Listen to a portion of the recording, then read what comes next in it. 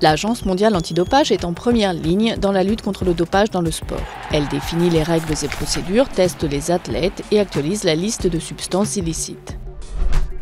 Certaines drogues, comme les stéroïdes anabolisants, sont tout le temps interdites. D'autres ne le sont qu'au moment des compétitions ou que dans certains sports. C'est le cas des bêta-bloquants prohibés spécifiquement en tir à l'arc ou en tir car ils aident à maintenir un rythme cardiaque bas et à limiter le tremblement des mains.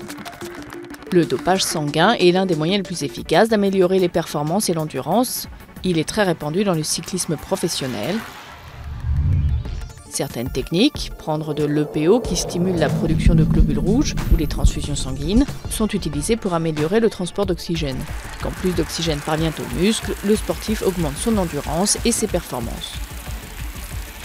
L'EPO et les autres transporteurs d'oxygène sont détectables, mais certains types de transfusions sanguines ne le sont pas encore, par exemple quand les athlètes reçoivent leur propre sang.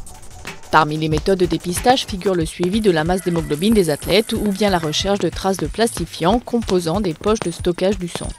À mesure que le dopage gagne en sophistication, le passeport biologique de l'athlète devient un outil essentiel de la lutte antidopage. Les athlètes sont suivis toute la saison et leurs variables biologiques régulièrement mesurées, comme le rythme cardiaque, la masse graisseuse, l'hématocrite et d'autres variables sanguines.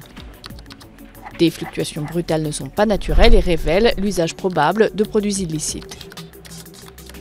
Mais ce système aussi connaît des limites. L'absorption de fréquentes mais petites quantités de PO, de testostérone ou même d'insuline, ce qu'on appelle du microdosage, peut passer inaperçu dans les passeports biologiques.